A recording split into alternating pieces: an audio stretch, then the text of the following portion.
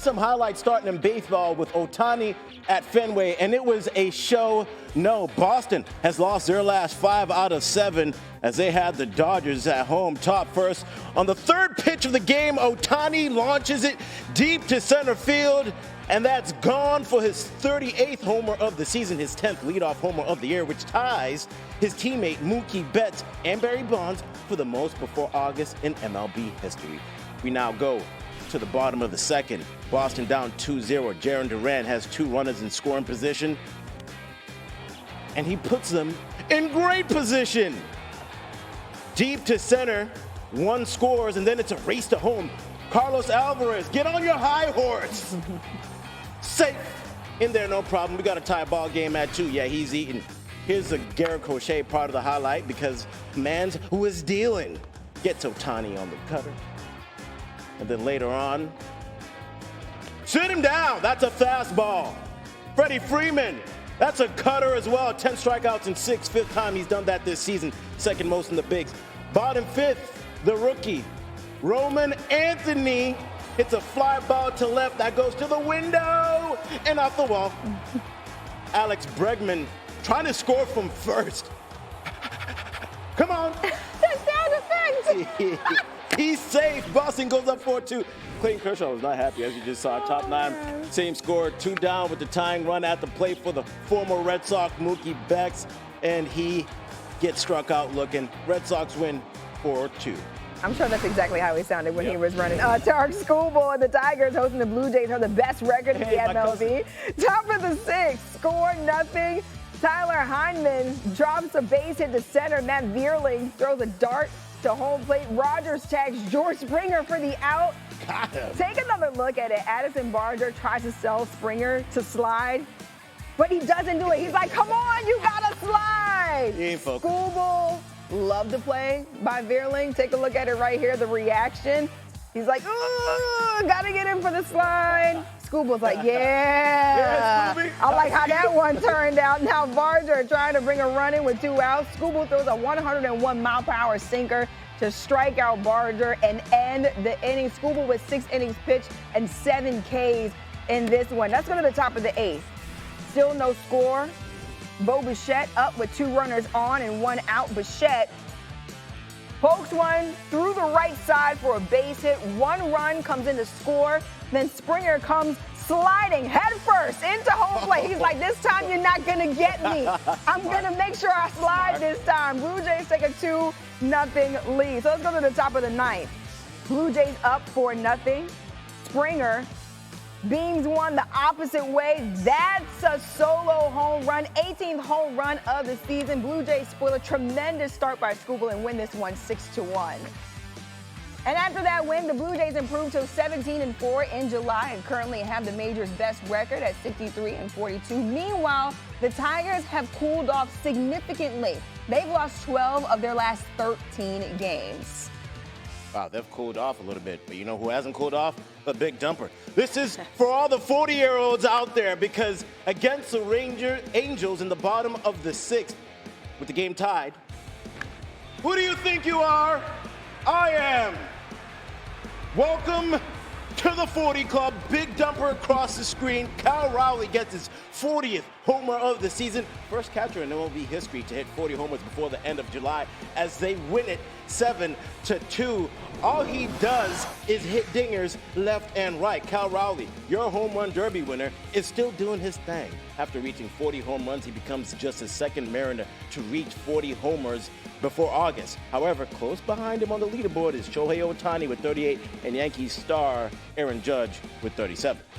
Well, speaking of Aaron Judge, a bit of good news and bad news for the Yankees. Bad news first, Aaron Judge will go on the 10-day injured list with a flexor strain in his right elbow. The good news, a scan showed no damage in the 2-time MVP's UCL, and he will not require surgery. Aaron Judge keeping his focus on the bright side of things here. The pain is tough to tell. We're starting to get on some medicine just to kind of clean that stuff up. I couldn't throw, so I think that's kind of sums it up. But the rehab process, I'm not too sure. Probably start. I really was reluctant about going on any IL or anything like that. I was like, if I can hit, let me hit. But I think it just kind of came down to a point where, if I got to make a play for the team and not be able to do it. That would kind of hurt. Well, let's see how this Yankees team is doing right now. We're about 2 months out of the MLB playoffs, and the Yankees seem to be unraveling right before our eyes. The Yankees have dropped 3 straight games, lost Aaron Judge with an elbow injury, and are only a game and a half from being out of the playoffs altogether.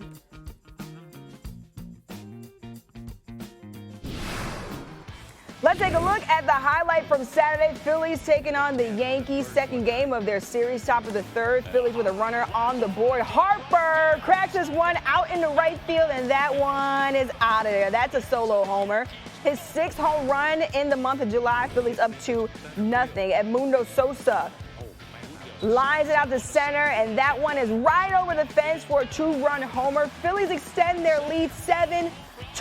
So everything coming up Philadelphia in this matchup. Later in the inning, same score. Yeah, Trey Turner grounds to the second. Jazz Chisholm bobbles it, and all runners are safe. Yankees with yet another costly error this season, their 10th error in 5 games. New York, what's going on? Aaron Boone. I don't know. I really don't know what's happening. They're just backsliding. Kyle Schwarber, he's been hot as of late. Brings 2 home with this one. Yankees pay for the error, and Schwarber with multiple RBI in 3 straight games. Phillies will go on to win it 9-4. Who doesn't like a little bit of magic? The Mets sure put some on display with their escape act in the Bay yesterday. Taking to the action, Mets enter on a 5-game winning streak, longest active streak in the MLB right now. Brett Beatty grounds one to Rafael Devers at first base. Devers bobbles it and is only able to get 1 out. Tough mistake right there. And the Mets keep the inning alive. Mark Vientos lines one down the left field line into the corner for a 2-run double. Mets jump out into the lead 2-1. Everything coming up the Mets at this point. Let's go to the bottom of the 9th, same score. Jung-Hoo Lee drills one to right field, and it goes right off the top of the brick wall. That's a double for Lee, and actually that double would have been a home run. That's Orioles Park, man. In all 29 other parks. I mean, say what you want to say about it, it would have been a home run. After a strikeout, Patrick Bailey up with 2 outs. Bailey lines one, and Pete Alonso is going to leap up with the incredible catch. Take a look at that. Okay. Just go straight vertical. Yeah, you did that. Next, 6th consecutive win. They win this one 2-1 and beat the Giants in the Bay.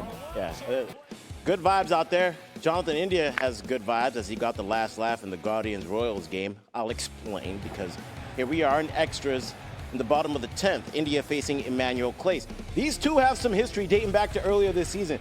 Clase hit India in the head with a 99-mile-per-hour pitch on March 30th, and he reacted how anyone would in this situation, in pain and frustrated. He did not return to the lineup the following day, so back to yesterday. Here's how it sounded in the 10th with 2-on for India. Belted, left field, deep and gone! You can't buy a better payback than that. Oh, wow! Revenge is a dish best served cold. 3-run walk-off on Clase as the Royals win it 5-3.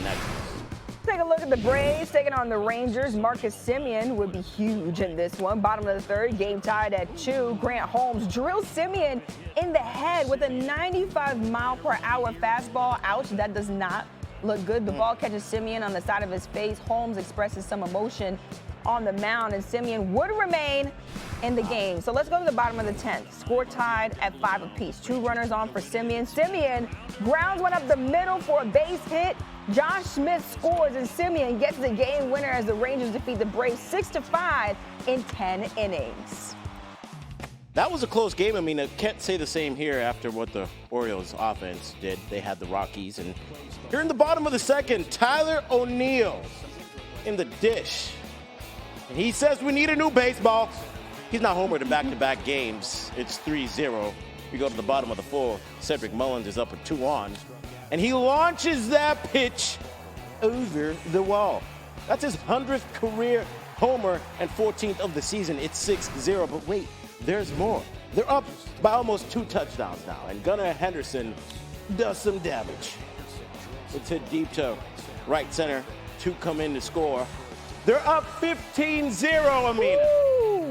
Bottom of the 8th. It's 17-0 now. Dear God. Oh, my goodness. And position player Kyle Farmer is pitching, and Alex Jackson sends his pitch to the moon.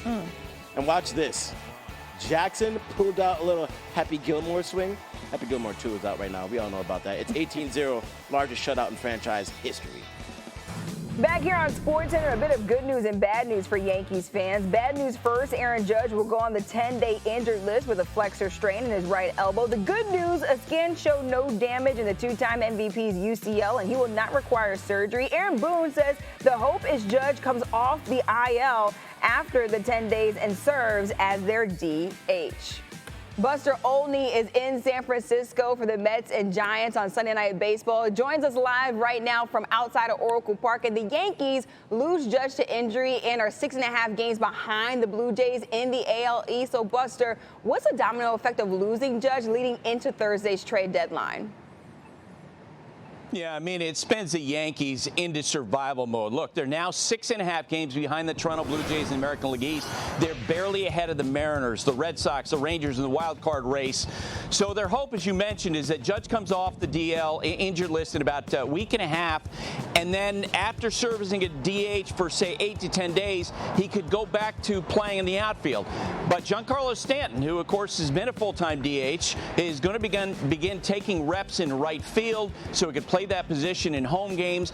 And the Yankees will continue to work at the trade market. They traded for Ryan McMahon the other day to play third base. Last night they got Ahmed Rosario, the veteran right-handed hitter. Their focus in the next few days will be on bullpen. There's more pressure on Brian Cashman, their GM, I think, than any other executive in baseball. Yeah, a lot of pressure on this Yankees team right now. And back in San Fran, the Mets lead the NL East. The Giants are 2 games behind the Padres for the final NL wildcard spot. What will both teams look to do prior to the deadline on Thursday?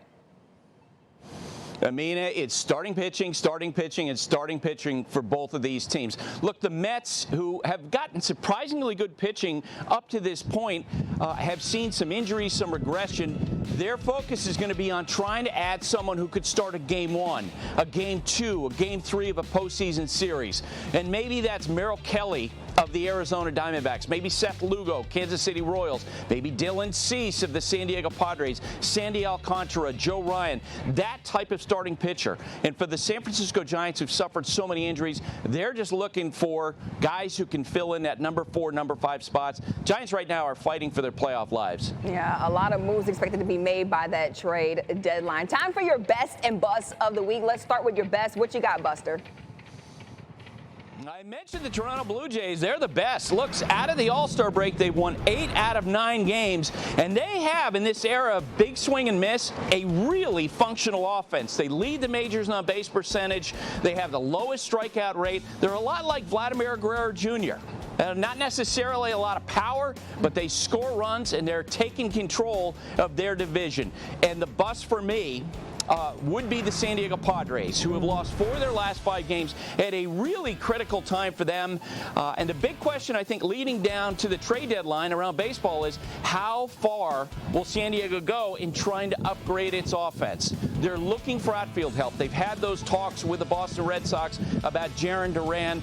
And people around baseball are wondering, will they in fact trade Dylan Cease, who could be the most impactful starter dealt before the trade deadline? That's an area potentially of surplus for the Padres. Yeah, it's that time of year. Things are getting dicey. Buster Olney with the latest. Thanks so much, Buster.